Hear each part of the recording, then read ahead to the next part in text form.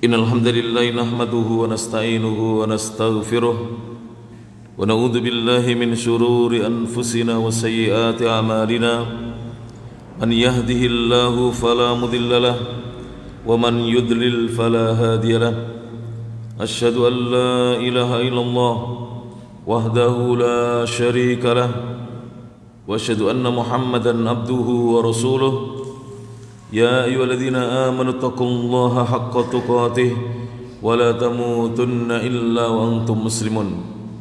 Ya ayyuhan nasu taqu rabbakumul ladzi khalaqakum min nafsin wahidah wa khalaqa minha zawjaha wa batha minhuma rijalan katsiran wa nisaa'a wattaqullaha alladzi tasaaluna bihi wal arham innallaha kana 'alaykum raqiba. Ya ayyuhalladzina amanu taqullaha wa qulu qawlan sadida yuslih lakum a'malakum wa yaghfir lakum dhunubakum wa may yuti'illaha wa rasulahu faqad faza fawzan 'azima. Amma ba'd, fa inna asdaqal hadithi kitabullah wa khairal huda huda Muhammadin sallallahu alaihi wa ala alihi wasallam wa syarrul umuri muhdatsatuha fa inna kulla muhdatsatin bid'ah wa kullu bid'atin dhalalah wa kullu dhalalatin finnar. Jamaah kajian Masjid Al-Munawwarah Kota Nganjuk rahimani Allah iyyakum. Alhamdulillah, segala puji hanya milik Allah Subhanahu wa taala, alladzi bi nikmatihi, yang dengan nikmat dan karunia dari Allah Subhanahu wa taala semata tatimmus shalihat, kebaikan-kebaikan menjadi sempurna. Alhamdulillah, kita bersyukur kepada Allah atas sekian banyak nikmat-nikmat Allah yang dikaruniakan kepada kita. Khususnya di kesempatan malam hari ini, kembali kita bisa duduk untuk menimba ilmu, thalabul ilmi, di majelis ilmu, di sebuah rumah di antara rumah-rumah Allah Subhanahu wa taala. Semoga duduknya kita di majelis ilmu ini Allah karuniakan kepada kita ilmu-ilmu yang bermanfaat, dan Allah jadikan amal ini amal yang ikhlas, hanya mengharapkan ridha Allah, pahala darinya dan surganya Allah Subhanahu wa taala, serta mengharapkan perjumpaan dengannya pada hari kiamat. Dan semoga pahala dari amal soleh kita ini kelak akan menambah timbangan atau beratnya timbangan amal kebajikan kelak pada hari kiamat, ketika kita ditimbang amal kebajikan kita oleh Allah Subhanahu wa taala. Berjamaah rahmatullah taala, mohon maaf atas keterlambatannya. Qadarallahu masya'a fa'al.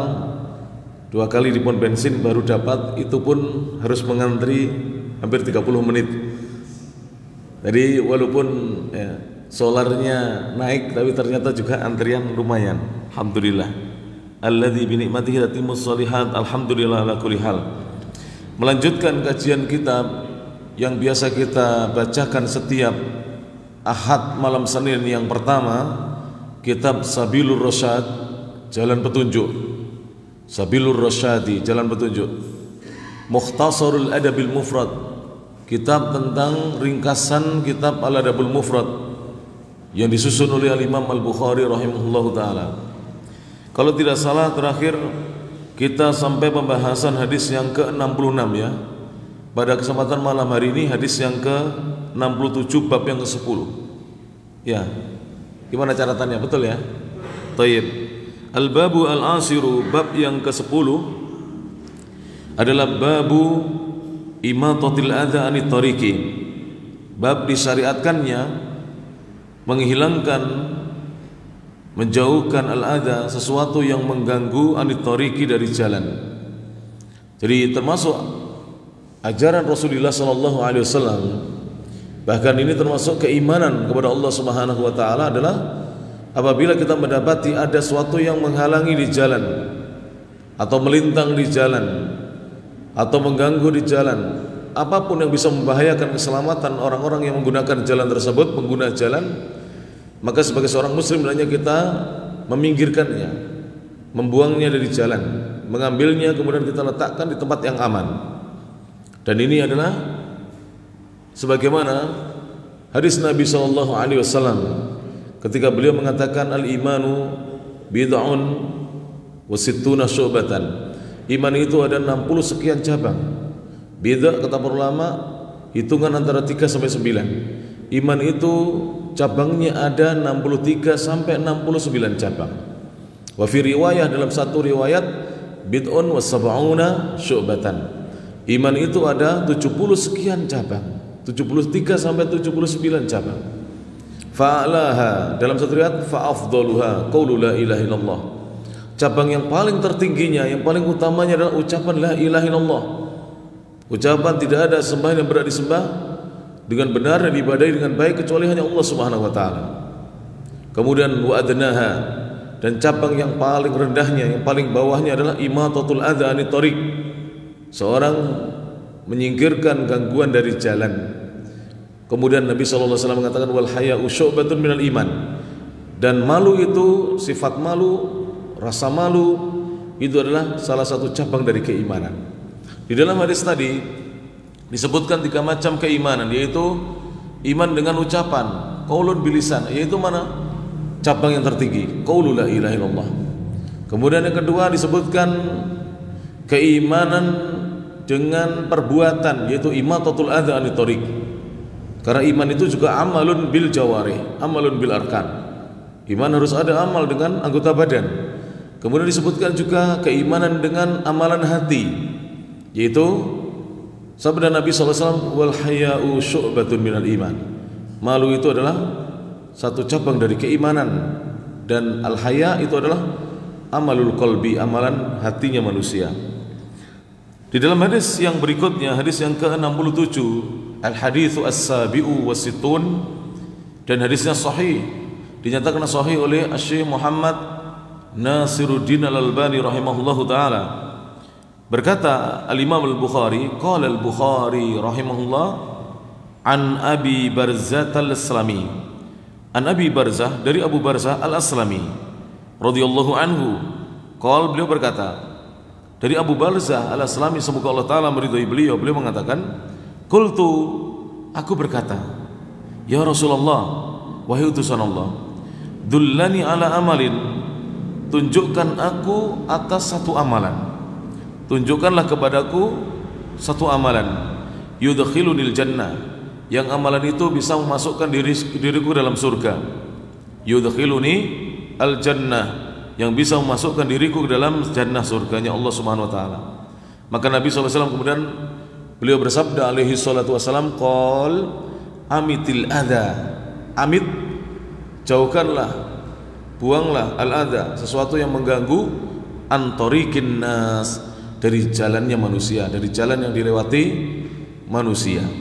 Maka amalan yang bisa memasukkan kita ke dalam jannahnya Allah Subhanahu wa taala diantaranya adalah menjauhkan, membuang gangguan dari jalan yang dilalui oleh manusia.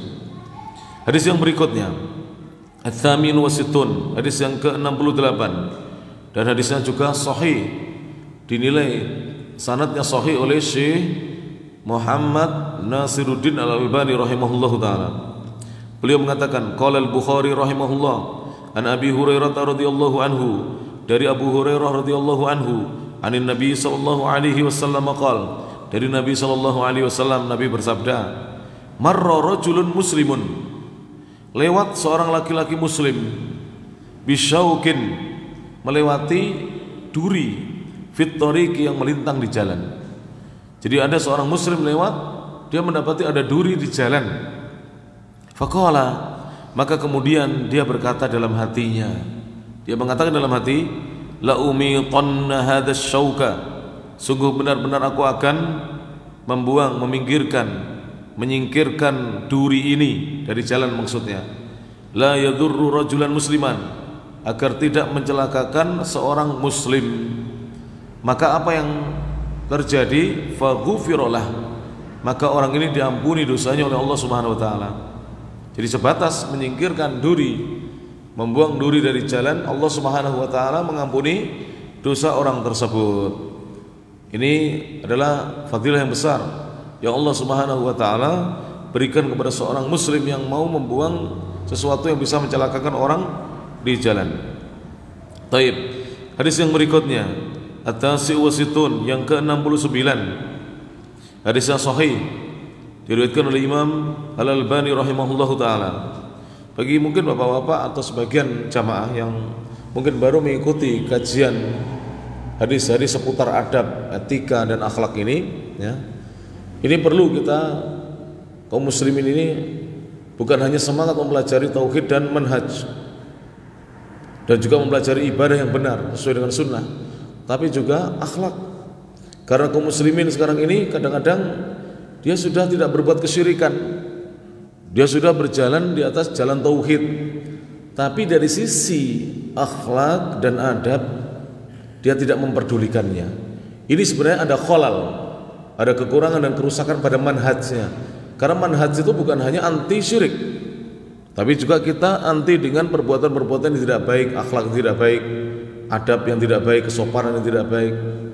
Maka kita hendaknya memperhatikan hal ini. Lebih-lebih Nabi SAW bersabda dalam hadis yang sahih, innama bu'ithu liutammima salihal akhlak. Sesungguhnya aku ini diutus untuk menyempurnakan akhlak-akhlak yang baik. Dalam satu riwayat, innama bu'ithu liutammima makarimal akhlak. Sesungguhnya aku ini diutus untuk menyempurnakan akhlak-akhlak yang mulia. Maka seorang muslim ini tidak cukup hanya dia rajin sholat di masjid kemudian akhlaknya buruk. Dan ini didapati ya di masyarakat. Kalau masalah sholat berjamaah tidak tercela dia, bagus. Dia menjaga sholat berjamaah. Bahkan dia menambahnya dengan sholat-sholat malam, qiyamul lail, tahajud. Kemudian dia juga rajin mengikuti kajian-kajian. Namun akhlaknya dengan ibunya jelek, akhlaknya dengan mertuanya buruk, akhlaknya dengan anak-anaknya buruk, akhlaknya kalau dia laki-laki dengan istrinya buruk, akhlaknya dengan suaminya buruk. Barusan saya dengar para jemaah, ada seorang istri menempel-lagi wajah suaminya dengan sandal. Ya Allah. Jadi sekarang nih istri-istri berani dengan suami. Naudzubillah min dzalik. Benar ini bahaya. Al jazaa'u min jinsil amal. Balasan itu sesuai dengan jenis amalnya. Rasulullah mengatakan seandainya aku diperkenankan oleh Allah Ta'ala untuk memerintahkan seorang bersujud kepada manusia yang lain, aku akan perintahkan wanita untuk bersujud kepada suaminya. Karena besarnya hak suami di sisi seorang wanita. Tapi ada wanita yang berani sampai menempeleng suaminya dengan sandal. Naudzubillah min dzalik. Dan tidak malu diceritakan kepada orang lain. Tidak boleh seperti itu, tercela itu. Demikian pula sebaliknya, suami tidak boleh gampang dia memukul istrinya. Ringan tangan, bukan ringan tangan suka membantu ya. Ringan tangan suka memukul. Kalau bahasa Jawa moro tangan, tidak boleh ini. Karena tangan kita ini bukan untuk memukul istri. Tangan ini digunakan untuk kebaikan, untuk bekerja, untuk membantu istri, untuk mengantarkan anak sekolah, mengendarai motor dengan tangan kita, bukan untuk memukul istri. Ini penting saya sampaikan ini. Jadi kita ngaji akhlak ini ya, karena kadang-kadang sebagian dari jamaah kita tidak peduli dengan akhlak, dengan budi pekerti, dengan adab. Adab itu etika-etika, kesopanan dalam Islam. Harus kita belajar bagaimana adabnya seorang muslim kepada orang tuanya, pada ibunya, bapaknya, dan seterusnya. Bahkan disebutkan ya, jamaah sekalian rahmat Allah Subhanahu wa taala, dari atharnya seorang tabi'in, saya bacakan di sini. Jadi, yaqulu at-tabi'il jalil, berkata seorang tabi'i senior yaitu Sa'id ibnu al-Musayyib atau al-Musayyab, boleh dibaca dua-duanya. Rahimahullah taala. Kata beliau, al-barru biwalidayhi, seorang anak yang berbakti, selalu berbuat baik kepada kedua orang tuanya. La yamutu, dia sekali-kali tidak akan meninggal atau mati mitatassu, dengan cara meninggal yang buruk. Ini disebutkan dalam Tarikh Ibnu Ma'in di jilid yang ke-8, juz yang ke-8, halaman 28. Jadi seorang anak yang berbakti kepada orang tuanya itu sekali-kali tidak akan mengalami kematian yang buruk, su'ul khotimah. Maka ini akhlak harus diperhatikan jamaah sekalian. Dan banyak di antara kita sudah pernah saya sampaikan dahulu di kitab Al-Adabul Mufrad, Imam Al-Bukhari menyebutkan riwayat sebuah hadis yang mana para tabi'in dahulu dan para salaf dahulu itu mengatakan pintu surga dan pintu rezekinya seseorang itu adalah pada ibunya. Kalau dia berbakti kepada ibunya, Di situ dia akan dapat rezeki yang barokah di dunia dan akan masuk surganya Allah Subhanahu wa taala. Di mana dia berbuat durhaka kepada orang tuanya, khususnya ibunya, jangan harap rezekinya lancar. Hidupnya pontang-panting, rezekinya tidak akan lancar dan dia tidak akan masuk surga. Naudzubillah min dzalik. Dia akan masuk neraka terlebih dahulu, tidak akan langsung masuk surga. Dan ini hukuman dari Allah Subhanahu wa taala bagi mereka-mereka yang tidak berbakti kepada kedua orang tuanya. Padahal dalam Al-Qur'an dan hadis disebutkan dalam banyak nas perintah untuk berbakti atau birrul walidain itu disebutkan seiring dengan perintah beribadah menyembah Allah Subhanahu wa taala. Kalau dalam ayat Al-Qur'an wa qada rabbuka alla ta'budu illa iyyah wa bil walidaini ihsana. Allah tidaklah memerintahkan dan mewajibkan kepada kalian kecuali janganlah sekali-kali kalian menyembah kecuali hanya menyembah Dia, Allah Subhanahu wa taala, dan hendaknya kalian berbuat baik kepada kedua orang tua. Ini perintah dari Allah taala. Setelah menyembah Allah, perintah berbuat baik kepada kedua orang tua. Dalam hadis Nabi sallallahu alaihi wasallam, pernah sahabat yang mulia Abdullah bin Mas'ud radhiyallahu anhu ketika bertanya kepada Nabi, "Ayul a'mali ahabbu ilallah?" Amalan apakah ya Rasulullah yang paling dicintai oleh Allah Subhanahu wa taala? Qal, Nabi menjawab, "As-salatu ala waqtiha." Salat pada waktunya. Thumma ayyun, kemudian apa? Beliau mengatakan qal birrul walidain. Setelah salat disebutkan apa? Berbakti kepada kedua orang tua. Thumma ay, kemudian apa? Thumma ayyun. Qal, Nabi menjawab al jihadu fisabilillah. Jihad di jalan Allah ini terbaik ketiga sesudah berbakti kepada kedua orang tua. Oleh karena itu, dulu ada seorang pemuda datang kepada Nabi sallallahu alaihi wasallam. Pemuda ini mengatakan ubayyi'uka 'alal jihad. Aku membaiatmu di atas jihad. Artinya aku ingin berbaiat sumpah setia untuk berangkat jihad bersamamu. Wa fi riwayah ubayyi'uka 'alal hijrah. Aku membaiatmu untuk berhijrah bersamamu, meninggalkan kotaku maka pergi ke Madinah. Maka Nabi sallallahu alaihi wasallam bertanya. Kata Nabi sallallahu alaihi wasallam, "Ahayyun walidak?" Wahai pemuda, apakah kedua orang tuamu masih hidup? Dia mengatakan iya, masih hidup. Qal, Nabi mengatakan, irji ilaihima. Pulanglah, kembalilah kamu menemui keduanya. Fa fihima fajahid. Maka pada kedua orang tuamu hendaknya kamu berjihad bersungguh-sungguh. Jadi berbakti kepada orang tua itu jihad. Bahkan lebih afdal daripada jihad fisabilillah. Nabi melarang anak yang masih punya orang tua untuk berangkat jihad. Jihad yang lebih afdal pada saat itu adalah berbakti melayani kedua orang tuanya. Indah sekali agama kita, agama Islam, apabila kita betul-betul memahaminya dengan baik. Apabila kita betul-betul memahaminya dengan baik. Taib. Hadis yang berikutnya, At-Tasi'u wa Sittun, yang ke-69. Hadisnya sahih. Qala al-Bukhari rahimahullah an Abi Dzar, dari Abu Dzar radhiyallahu anhu. Para jamaah, tadi ada Abu Hurairah. Saya tanya dulu, Abu Hurairah namanya siapa? Sudah sering saya sampaikan. Dan saya kalau mengaji hadis mesti memperkenalkan sedikit demi sedikit sahabat-sahabat Rasulullah sallallahu alaihi wasallam. Siapa namanya? Abdurrahman. Kalau Abu Hurairah namanya Abdurrahman. Abdurrahman ibnu Sakhrin ad-Dausi. Abdurrahman ibnu Sakhrin ad-Dausi radhiyallahu anhu. Sebagian ulama mengatakan namanya bukan Abdurrahman tapi Abdullah bin Amr ad-Dausi. Tapi tahqiq dari Al-Imam An-Nawawi dan dari Al-Muhaqqiqun, para peneliti hadis, lebih tepatnya adalah Abdurrahman bin Sakhr ad-Dausi, seorang sahabat yang baru masuk Islam 3 atau 4 tahun menjelang wafatnya Rasulullah SAW, sekitar tahun 6 atau 7 Hijriah. Walaupun hanya berjumpa dengan Nabi 3 atau 4 tahun, tapi mendapatkan ilmu yang sangat banyak. Sampai-sampai beliau ini adalah sahabat yang hadisnya terbanyak di antara sahabat-sahabat yang banyak meriwayatkan hadis. Beliau urutan pertama, hadisnya sebanyak 5.374 hadis. Tidak ada yang mengungguli jumlah hadisnya sama Abu Hurairah, sebagaimana disebutkan oleh Al-Imam Baqi bin Makhlad dalam musnadnya. Hadisnya sebanyak 5.374 hadis radhiyallahu anhu warḍahu. Adapun Abu Dzar Al-Ghifari namanya siapa? Jundub bin Junadah, namanya Jundub bin Junadah Al-Ghifari radhiyallahu anhu. Beliau mengatakan qala Rasulullah sallallahu alaihi wasallam, Rasulullah sallallahu alaihi wasallam bersabda, uridat alayya a'malu ummati, ditambahkan alayya kepadaku a'malu amal-amal ummati, umatku. Jadi amal-amal umatnya Rasulullah itu ditampakkan, dihadapkan kepada Nabi sallallahu alaihi wasallam.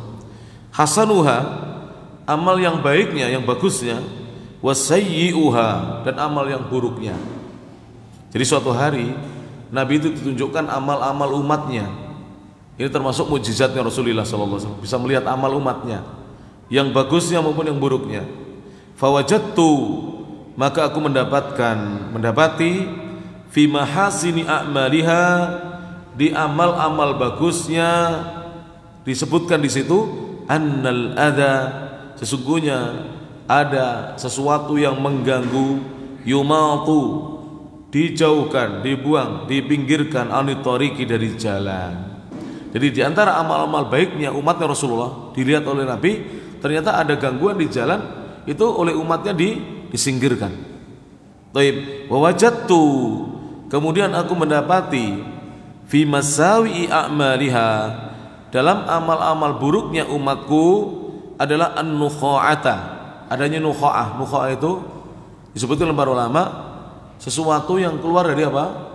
Dari dalam mulut, dari bagian paling dalam. Jadi biasa disebut dengan apa? Balgham kalau bahasa Arabnya. Kalau bahasa Indonesia apa ini? Apa ini? Yang keluar dari dalam mulut. Dahak yang kental. Ini nukha'ah. Aku dapati ada nukha'ah fil masjid.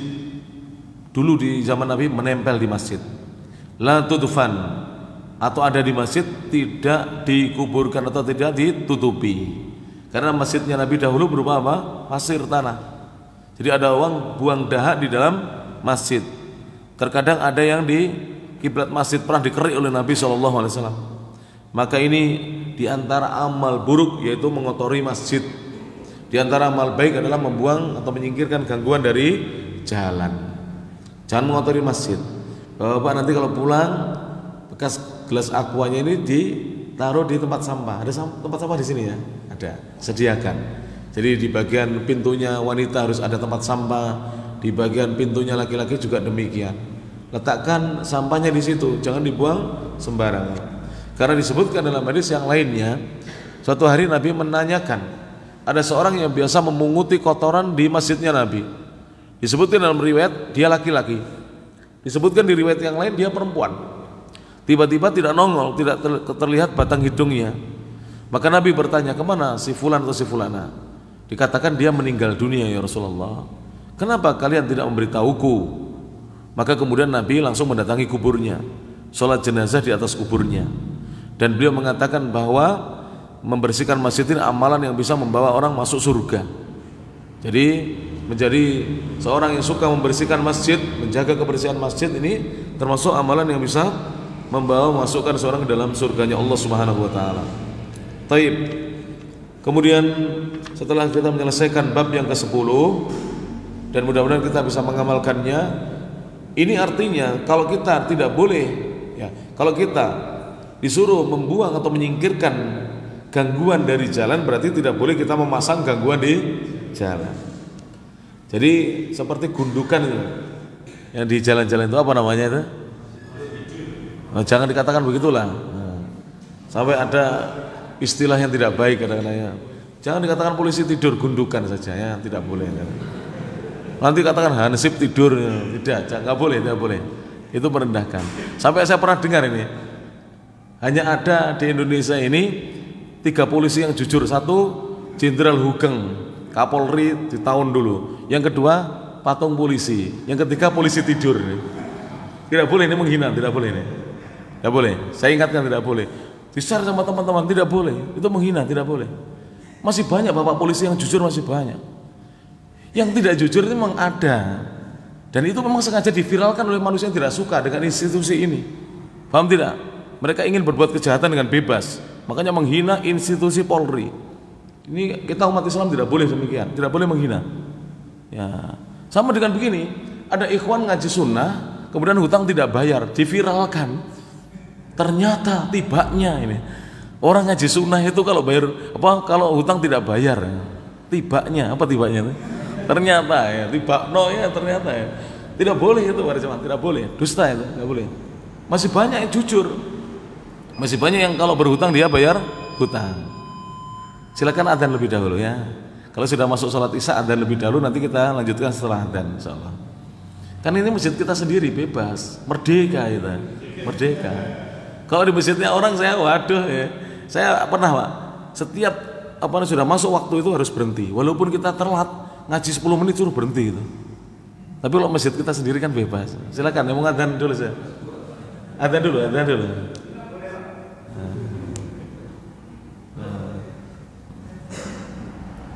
Insyaallah.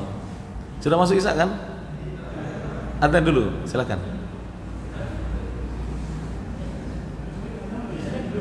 Belum?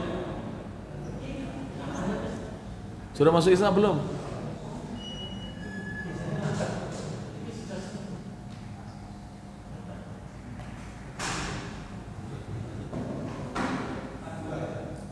Ya, adzan dulu. 4 berapa isyanya masuknya?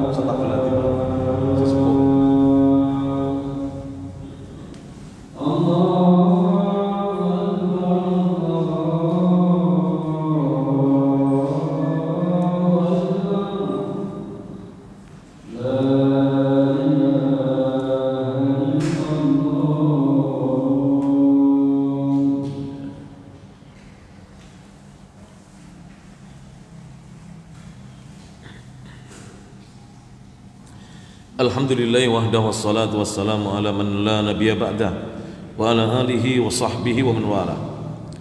Qala al-Imam al-Bukhari rahimahullahu ta'ala al-babu al-hadi ashara, bab yang ke-11, babu tahrimi adiyatil mu'min, bab diharamkannya menyakiti dan mengganggu seorang mukmin. Jadi tidak boleh kita menyakiti dan mengganggu seorang mukmin. Di hadis yang berikutnya, al-haditsu as-sab'un, hadis yang ke-70, hadisnya sahihun li ghairihi, sahih karena ada sanad lain yang mendukungnya. Asalnya hadis sahih li ghairi itu hadis hasan li dzatihi, kemudian hadis ini naik derajat menjadi sahih li ghairi. Jadi hadis itu seperti ini penjelasannya. Yang paling tinggi derajatnya hadis sahih, di bawahnya hadis hasan, di bawahnya hadis dhaif, dan dhaif itu bertingkat-tingkat. Yang parah namanya maudhu', palsu. Palsu yang paling parah adalah la aslalahu, yang tidak ditemukan asalnya, tidak diketahui siapa yang memalsukan, dan tidak tidak ditemukan di mana dipalsukan, di kitab apa pertama kali dipalsukan. Nah, hadis yang di atasnya dhaif namanya hasan. Hasan kemudian oleh para ulama dibagi dua. Ada hasan li ghairihi, di atasnya dhaif pas, dan ada hasan li dzatihi, di atasnya hasan li ghairihi. Hasan li ghairihi adalah hadis-hadis lemah yang kelemahannya tidak menjatuhkan derajat hadis itu. Namun hadis itu tetap tidak bisa naik menjadi hasan. Namun jika sanad-sanadnya itu banyak, maka sanad ini saling mendukung satu dengan yang lain, menguatkan. Jadilah dia naik menjadi hasan li ghairihi. Kemudian di atasnya ada hasan li dzatihi. Hadis-hadis yang hasan li dzatihi jika bertemu dengan sesamanya yang sama-sama sanadnya hasan li dzatihi, bisa naik menjadi sahih li ghairihi. Dan di atas sahih li ghairihi adalah sahih li dzatihi. Itu penjelasan para ulama tentang pembagian hadis-hadis di kalangan ulama Ahlussunnah wal Jamaah. Taib. Beliau mengatakan, qala al-Bukhari rahimahullah an Ummi Musa, dari Ummu Musa. Qalat, Ummu Musa berkata, sami'tu Aliyan, aku pernah mendengar sahabat Ali bin Abi Thalib radhiyallahu anhu yaqulu, beliau berkata, amaron Nabi sallallahu alaihi wasallam, Nabi sallallahu alaihi wasallam pernah menyuruh, memerintahkan Abdullah ibn Mas'udin, Abdullah bin Mas'ud, an yas'ada, untuk naik memanjat syajaratan, sebatang pohon, fayatiyahu minha, kemudian setelah itu mendatangi Nabi minha, dari pohon tersebut, bisyai'in, sesuatu. Jadi disuruh untuk memanjat sebuah pohon. Dalam riwayat yang lain, pohon itu pohon arok, yaitu pohon yang kayunya atau rantingnya itu bisa digunakan untuk kayu siwak. Disuruh Nabi mengambilkan yang masih muda, yang masih hijau, yang masih empuk, untuk digunakan bersiwak oleh Rasulullah Sallallahu Alaihi Wasallam. Ketika Abdullah bin Mas'ud naik atau memanjat pohon tersebut, fanadhara ashabuhu, maka para sahabatnya, teman-temannya Abdullah bin Mas'ud melihat ila saqi Abdullah, melihat kepada betisnya Abdullah bin Mas'ud. Jadi terlihat betisnya. Kalau betis itu bukan aurat bagi laki-laki, kalau bagi wanita betis itu aurat ya. Maka terlihat betisnya Abdullah bin Mas'ud. Fadahiku, maka mereka pun tertawa disebabkan betisnya Abdullah bin Mas'ud. Min humusyati saqaihi, dari kecilnya kedua betisnya Abdullah bin Mas'ud. Kenapa kecil? Beliau itu oleh Allah diuji dengan cacat kedua kakinya. Jadi kedua kakinya itu kecil, cacat beliau. Tapi Abdullah bin Mas'ud ini sahabat yang utama, termasuk min kibari sahabah, dan beliau termasuk penafsir Al-Quran, ahli hadisnya sahabat Nabi SAW. Maka mereka tertawa disebabkan kecilnya kedua betis Abdullah bin Mas'ud radhiyallahu ta'ala anhu. Faqala Rasulullah SAW, ketika itu Rasulullah mengetahuinya, maka Rasulullah SAW bersabda, ma tathakun, apa yang kalian tertawakan? La rijlu, ketahuilah sungguh kakinya Abdullah bin Mas'ud athqalu, lebih berat, fil mizani, dalam timbangan amal, min Uhudin, dibandingkan bukit Uhud. Jadi kelak pada hari kiamat itu disebutkan oleh para ulama Ahlussunnah wal Jamaah dalam kitab-kitab akidah mereka, yang ditimbang itu tiga. Yang ditimbang itu tiga. Pertama adalah amal perbuatan manusia, amalnya ditimbang ya, amalnya ditimbang. Kemudian yang kedua adalah catatan amal ditimbang. Yang ketiga adalah badannya manusia ditimbang. Jadi badan kita ini harus ditimbang. Yang timbangannya berat bukan orang yang badannya besar, tidak. Yang timbangannya berat adalah siapa yang banyak amal solehnya pada hari kiamat. Jadi yang ditimbang pertama apa? Al-amal, amal perbuatannya. Yang kedua apa? Sahaiful a'mal, kitab-kitab catatan amal, itu ditimbang. Semua ada dalilnya itu. Ditimbang semuanya pada hari kiamat. Kemudian al-abdan, badannya manusia. Ada seorang yang besar disebutkan dalam hadis, namun timbangan orang itu tidak mencapai sebelah sayap nyamuk, ringan sekali di sisi Allah Subhanahu wa taala. Namun sebaliknya, kakinya Abdullah bin Mas'ud, kata Nabi, la rijlu, sungguh kakinya Abdullah bin Mas'ud athqalu, lebih berat, fil mizan, dalam timbangan amal kelak pada hari kiamat, min Uhudin, dibandingkan bukit Uhud. Ada yang pernah menimbang Bukit Uhud? Atau sudah pernah melihat? Itu kalau seandainya ditimbang itu, tidak tahu berapa tahun baru selesai itu. Diambil satu persatu batunya. Kakinya Abdullah bin Mas'ud yang cacat itu, yang kecil itu lebih berat di sisi Allah Subhanahu wa taala dibandingkan apa? Bukit Uhud. Karena amal solehnya beliau yang banyak. Yang akan terjadi nanti pada hari kiamat akan terjadi. Ditimbangnya tiga hal tersebut. Taib. Maka kita tidak boleh menghina seorang yang diberi oleh Allah Subhanahu wa taala kekurangan. Bisa jadi kekurangan itu menjadikan dia timbangannya berat pada hari kiamat di sisi Allah Subhanahu wa taala. Taib. Hadis yang berikutnya. Maka kita tidak boleh menyakiti seorang mukmin. Dari hadis itu syahidnya adalah tidak boleh mentertawakan kekurangan orang. Kadang kan gitu. Kita melihat ada orang bibirnya moncong ditertawakan. Ada orang telinganya kecil ditertawakan. Ada orang perutnya gendut ditertawakan. Gak boleh kualat sampean mentertawakan saya ini. Iki guzu sih panganannya akeh, badokane akeh. Ya. Wong tak gaene rong gelas yo entek. Jangan. Nah, ya siapa tahu atau harus kusurutan. Mungkin sama istrinya belum dibuatkan teh. Ya. Akhirnya 1 gelas habis, 2 gelas habis. Tidak boleh begitu. Ya. Ali bin Abi Thalib itu gendut, tapi dijamin masuk surga. Dijamin masuk surga. Abdullah bin Salul itu yang tokoh munafikun itu kurus, neraka tapi dia. Jadi tidak mesti orang yang gendut itu banyak makannya dia tidak bisa masuk surga. Ali bin Abi Thalib itu gendut. Tapi kalau duel mubarozah di dalam peperangan menang dia. Jadi belum tentu gendut itu lembek dan apa? Tidak cekatan. Bisa jadi gendut itu cekatan. Bisa jadi kurus itu ngerik-ngerikan ya kan? Bisa jadi. Ya, ini. Bukan membela diri tapi ada di kalangan para sahabat, bukan saya, di kalangan para sahabat. Badannya besar seperti Ali bin Abi Thalib. Badannya besar. Kalau Abu Bakar Siddiq badannya kecil kurus. Sarungnya sering melorot. Sampai mengatakan kepada Nabi, ya Rasulullah, apakah saya berdosa jika sarung saya melorot tidak sengaja? Tidak, kamu sudah menjaganya, tapi sarung kamu apa? Melorot. Karena beliau takut dengan isbal, yaitu kain yang menutupi kedua mata kaki. Itu Abu Bakar Siddiq, Abdullah bin Utsman radhiyallahu anhuma. Takut dari isbal karena badannya yang kecil dan kurus. Hadis yang berikutnya, Al-Hadi wa Sab'un, hadisnya Hasan. Dihasankan oleh Syekh Muhammad Nasiruddin Al-Albani rahimahullahu taala.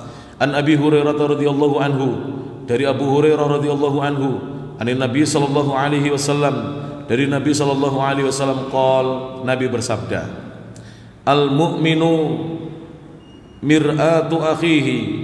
Seorang mukmin itu dia menjadi cermin bagi saudaranya.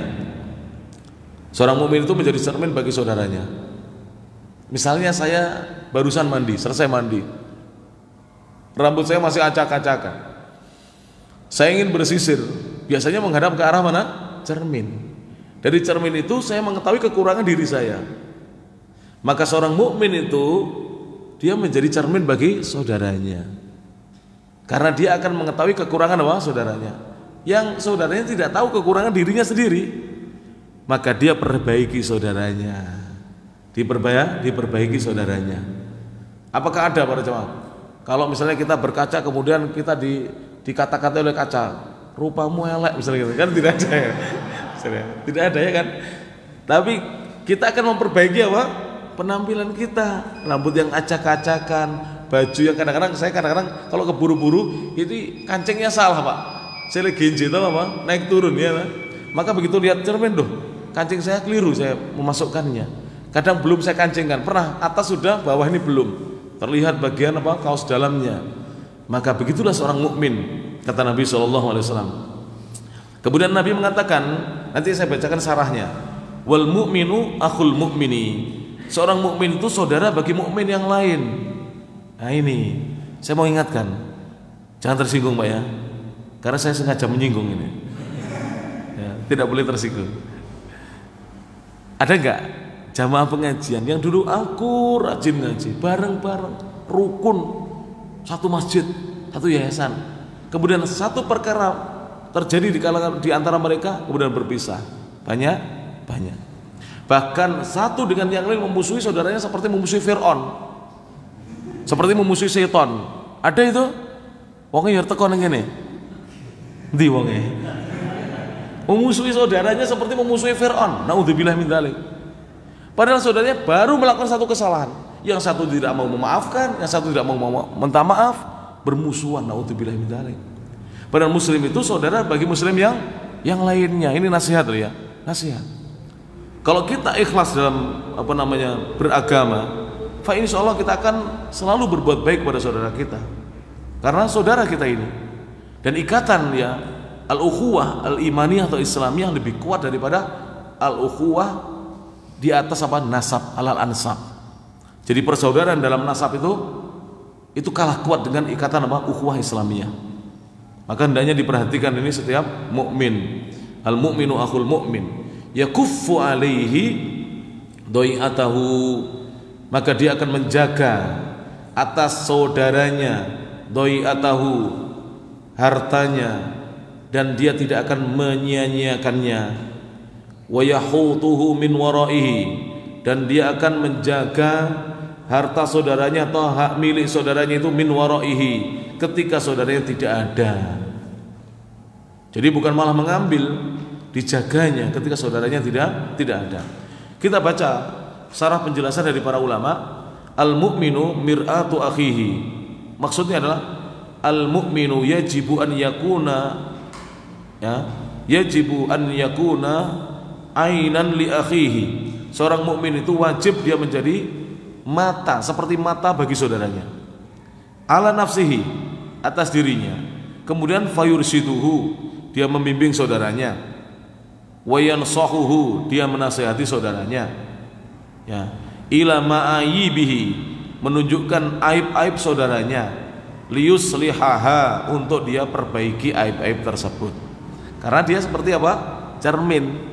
Jadi melihat kekurangan saudaranya itu bukan untuk dihina, bukan untuk direndahkan, bukan untuk diceritakan kepada orang lain, tapi untuk diperbaiki kekurangannya itu. Karena seperti cermin dia.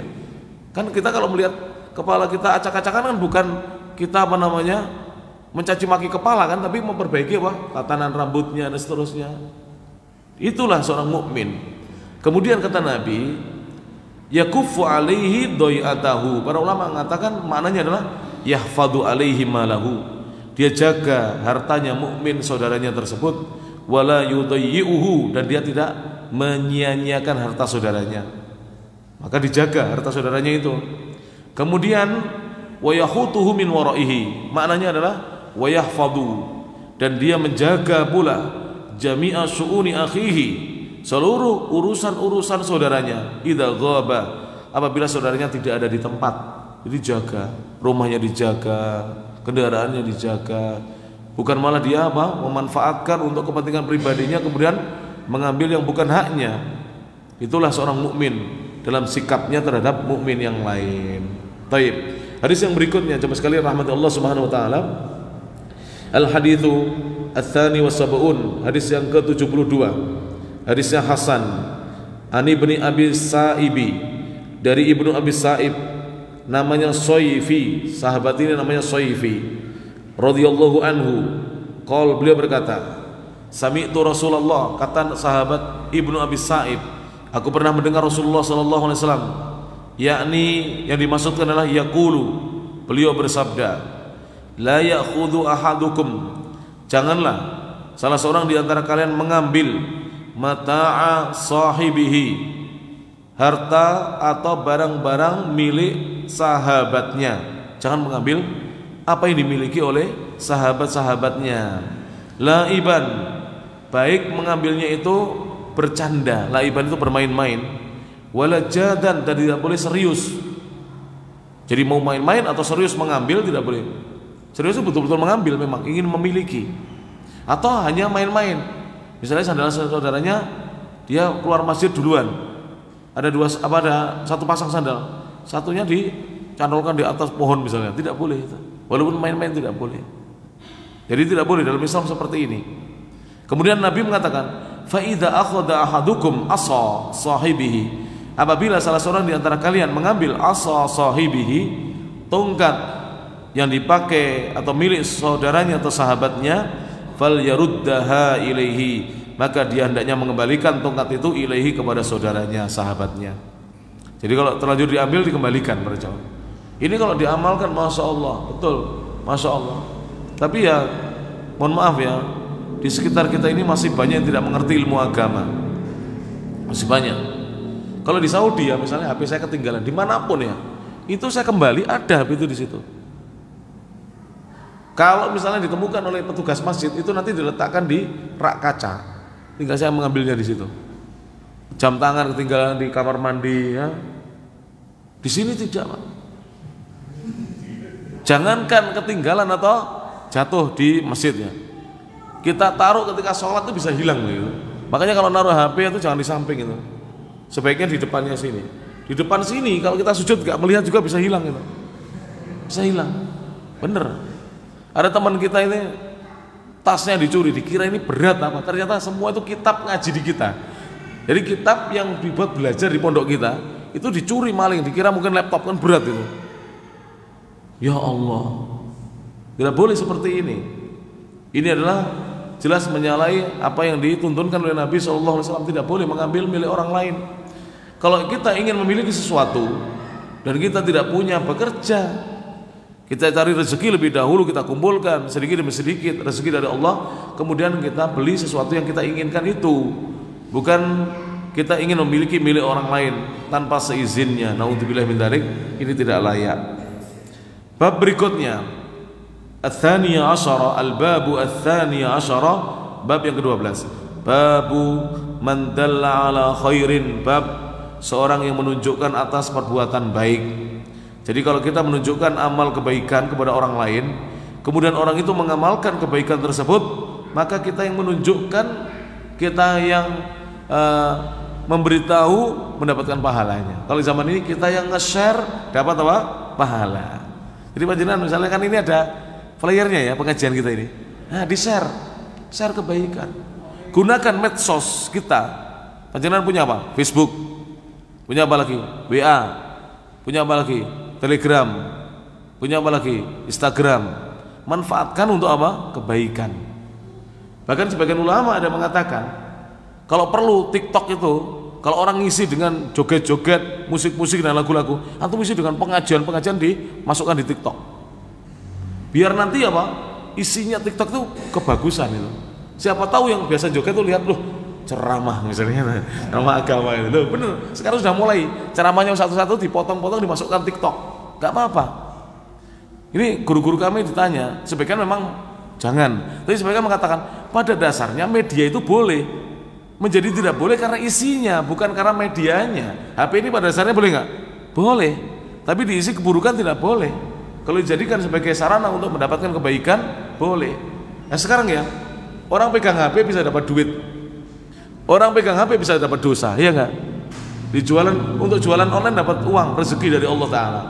Bahkan orang pegang HP bisa mengatur kajian dimanapun. Dia share, wanita pengajian, dia ngubungi ustadz, dia bikin flyer dari apa? HP-nya. Ada ikhwan-ikhwan kita itu bikin flyer dari HP-nya, bukan dari laptop. Diutak-utak HP-nya kemudian di-share. Pahalanya besar ini. Orang tidak menyangka kalau itu banyak pahalanya. Manfaatkan para jemaah, bapak-bapak yang punya HP. Jangan HP itu untuk apa? Kegiatan kita tidak bermanfaat. Minimal share. Antum share aja. Kita tidak tahu mana yang nanti diambil manfaat oleh orang lain. Share kebaikan-kebaikan, minimal pengajian ya. Hal-hal yang baik di-share. Misalnya untuk penggalangan donasi di-share, itu baik semuanya. Siapa tahu nanti ada orang yang mengikuti kita. Kita baca hadisnya. Hadis yang berikutnya, al-haditsu ats-tsalitsu was-sab'un, hadis yang ke-73. Hadisnya sahih. An Abi Mas'udin Al-Ansari radhiyallahu anhu qala, beliau berkata, Ja'a rajulun ila Nabi sallallahu alaihi wasallam. Datang seorang laki-laki menemui Nabi SAW. Faqala, laki-laki itu berkata, Inni ubdi abi fahmilni. Inni sesungguhnya aku, ubdi'a, aku terputus, bi padaku. Dijelaskan oleh para ulama, apa maksudnya? Tunggangannya orang ini mati. Jadi dulu kendaraan itu berupa hewan berkaki 4. Unta, kuda atau keledai. Yang miskin keledai, yang agak berpunya unta, yang kaya yang agak berpunya kuda, yang kaya unta. maka tunggangannya ini mati. Dijelaskan oleh para ulama, inna dabatahu matat, sesungguhnya tunggangannya dia mati. Waqad in qata'a bihi sabil, jalan dia terputus. Fala yastati'u an yusafira, maka dia tidak mampu untuk melakukan safar perjalanan jauh biduni ma yarkabuh, dengan tanpa sesuatu yang dia tunggangi, karena safarnya jauh. Dia harus menunggangi sesuatu. Maka dia mengatakan pada Nabi, fahmilni, bawalah aku di atas tungganganmu ya Rasulullah. Qala, maka Nabi menjawab, la ajid, aku tidak mendapatkan. Walakin, akan tetapi, i'ti fulanan, datangilah si fulan, kata Nabi. Jadi Nabi ketika itu dimintai tunggangan, tidak punya beliau, maka disuruh mendatangi si fulan, sahabat yang memiliki kelebihan tunggangan. Fala'allahu an yahmilaka, barangkali dia bisa membawa dirimu di atas kendaraannya. Fatahu, maka laki-laki itu mendatangi sahabat yang ditunjukkan oleh Nabi tadi. Fahamalahu, dan sahabat tersebut membawanya di atas tunggangannya. Fa'atan Nabiya sallallahu alaihi wasallam, maka orang ini kemudian datang kepada Nabi sallallahu alaihi wasallam. Fa'akhbarahu, dan memberitahu Nabi bahwa dia sudah dapat apa? Tunggangan, diberi tunggangan oleh orang. Faqala, maka Nabi bersabda, man dalla ala khairin, siapa yang menunjukkan atas satu kebajikan. Siapa yang menunjukkan tadi? Nabi. Kamu coba nunut sana ya, numpang tunggangan sana. Nabi menunjukkan itu kebaikan. Nah, seperti ini para jemaah ya. Misalnya di sini ada masjid, orang Nganjuk belum tahu, antum ya punya Facebook, sering share. Ada masjid namanya Al Munawwarah, silahkan yang mau mampir musafir, silahkan bikin teh sendiri, kopi sendiri. Wonten nggih? Tehnya itu. Nah, disediakan di belakang sana, ya silahkan. Masjidnya, masya Allah ya, bersih. Kemudian kamar mandinya luas. Saya senang kalau kamar mandinya luas. Saya kalau ngisi pengajian di masjid kamar mandinya kecil, sebenarnya saya tuh malas datang ke situ pak. Jadi masuk kamar mandi susah gitu. Menggoknya itu susah. Apalagi pintunya bukanya ke dalam itu. Waduh itu. Saya pernah miring-miring begini mau jatuh. Ya Allah. Gak boleh bakhil. Jadi takmir masjid itu harus kamar mandinya luas, karena terjaga dari apa? Percikan-percikan najis nanti ya. Kemudian ada gantungan. Beberapa kamar mandi masjid itu tidak ada gantungannya. Mau taruh mana? Saya seperti Pak Jirkan, taruh sini atau saya taruh, kalau saya pakai sarung saya taruh dalam sarung saya gitu. Akhirnya baju saya lusuh semua. Mau ngisi pengajian nggak pantas. Ustaz bajunya nggak disetrika. Padahal tadi kenapa? Ini harusnya disediakan sabun itu pak, tolong disediakan sabun. Jangan bakil-bakil takmir masjid itu. Sabun sediakan di dalamnya. Nanti dia pakai orang mandi Ustaz habis loh. Kita lebih baik masjid kita dipakai orang, kita dapat pahala daripada tidak dipakai orang. Satu hari pak, ada seorang tukang becak, mohon maaf ya, beliau bapak-bapak ini pengayuh becak, datang sebuah masjid, mandi, ditegur, tidak boleh mandi katanya. Masjid itu kamar mandinya untuk wudhu aja, apa namanya, untuk apa, pipis, untuk orang yang mau sholat. Kalau mandi kemudian pergi tidak boleh. Bapak ini tersinggung, namanya orang tidak punya ilmu ya, tersinggung. Akhirnya pergi ke sebuah masjid namanya Jogokarian. Nah, ini. Ke masjid itu dipersilahkan mandi. Sesudah mandi suruh makan katanya. Akhirnya beliau rajin ke masjid itu dan sholat. Akhirnya dulu nggak pernah sholat. Suatu hari beliau datang ke masjid ini, menemui salah satu pengurus masjidnya, Ustaz siapa saya lupa. Kemudian beliau ini membawa uang 300.000. Ustaz, ini saya punya uang 300.000. Dilihat, loh Bapak ini dari mana uangnya Pak? Kerjaannya apa? Saya tukang becak Ustaz. Saya sudah berazam kalau saya dapat BLT, saya mau berikan masjid Jogokarian. Masya Allah. Jadi dapat jatah dari pemerintah itu lah, untuk raskin apa, orang miskin itu diberikan kepada masjid. Masya Allah. Harus begitu. Kita harus ramah pada jamaah. Walaupun panjenengan sering melihat orang ini hanya mandi pergi, biarkan Pak, biarkan. Makanya setelah mandi itu, monggo Pak menibadi sholat ya gitu loh. Wonten sarungipun apa mereka ngeteh-ngeteh sakit loh. Kita kan harus begitu, menunjukkan pada kebaikan pada jamaah. Kita sekarang ini kadang-kadang cuek dengan orang, orang begitu cuman mandi buang hajat, biarkan. Orang senang pergi ke masjid, biarkan ya. Iya, biarkan pada jamaah rahmatullah. Hatinya masih ada terpaut dengan masjid. Nanti dinasihati untuk sholat. Monggo Pak niki sampun adzan, monggo sholat sareng-sareng. Insya Allah dia akan dapat hidayah dari sisi Allah Subhanahu wa taala. Maka Nabi mengatakan, man dalla ala khairin, siapa yang menunjukkan satu kebaikan, falahu, maka baginya mithlu, semisal ajri, pahala, fa'ilihi, semisal pahala atau ganjaran orang yang melakukannya atau mengerjakannya.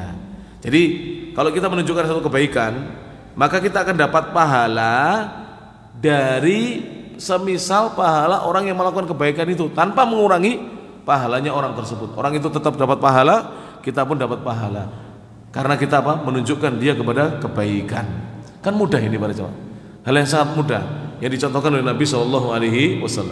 Hadis berikutnya, dan ini yang terakhir ya insyaallah, Ar-Rabi'u wa Sab'un, hadis yang ke-74, sahihun li ghairihi, hadis sahih karena ada sanad yang lain yang mendukungnya, asalnya hasan. An Ibnu Abbas radhiyallahu anhuma, dari Abdullah bin Abbas radhiyallahu anhuma, beliau berkata, qala Rasulullah sallallahu alaihi wasallam, Rasulullah sallallahu alaihi wasallam bersabda, "Allimu, ajarkanlah ilmu, wa yassiru, permudahlah urusan orang, wala tu'assiru, jangan membuat sulit orang." Tapi sekarang ini ada kata-kata yang sering muncul di masyarakat. Kalau bisa dipersulit, kenapa dipermudah? Ya bener ini. Bener ini. Saya pernah Pak ngurus KTP itu lebih dari 6 bulan nggak jadi-jadi. Saya datangi masih ini, saya datangi lagi masih itu. Akhirnya kebetulan saya kenal putranya Bupati Kediri. Langsung saya hubungi, saya sudah 6 bulan lebih sudah ngurus KTP nggak jadi-jadi. Tolong Ustadz ininya datanya ya. Sudah saya kirim datanya. Ustadz insya Allah ya mungkin seminggu jadi. Ternyata besoknya ngebel, Ustadz sudah jadi. Jadi sehari jadi ini.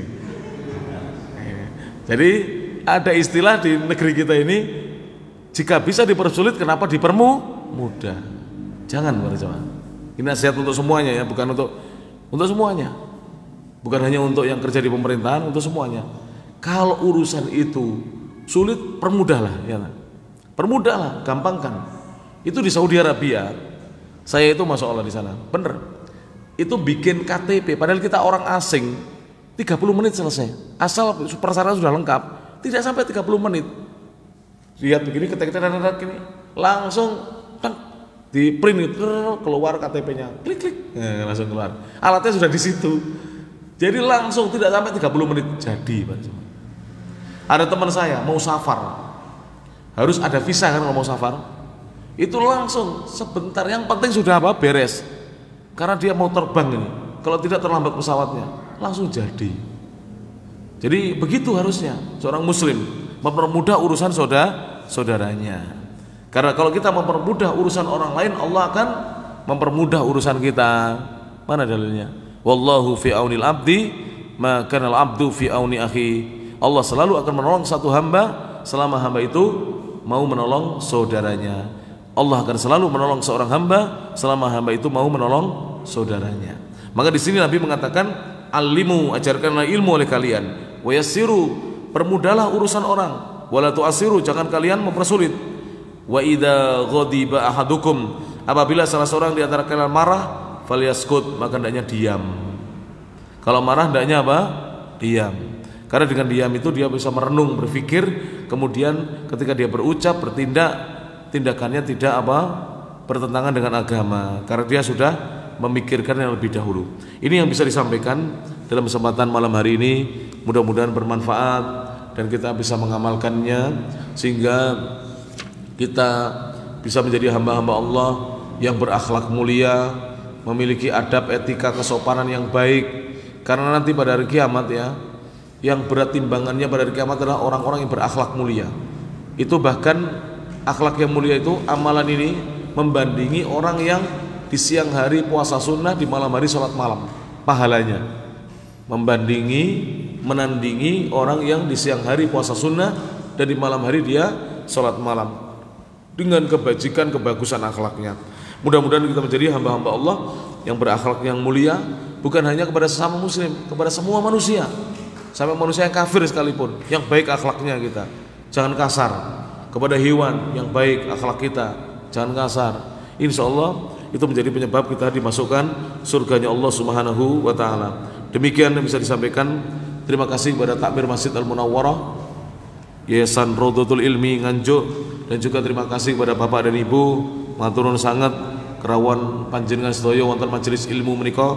Mugi-mugi kerawan kula panjenengan wonten ing masjid menika dipun catet kalian Allah Subhanahu wa taala dados amal soleh ingkang mangke kita ajeng-ajeng amal soleh menika dados pemberat ingkang dadosaken abot timbanganipun pahala amal kebajikan kula panjenengan wonten ngarsanipun Allah Subhanahu wa taala. Kirang langkungipun kula nyuwun ngapunten. Subhanakallahumma bihamdik asyhadu an la ilaha illa anta astaghfiruka wa atubu ilaik. Wa akhiru da'wana anil hamdulillahi rabbil alamin. Tsumma assalamu alaikum warahmatullahi wabarakatuh.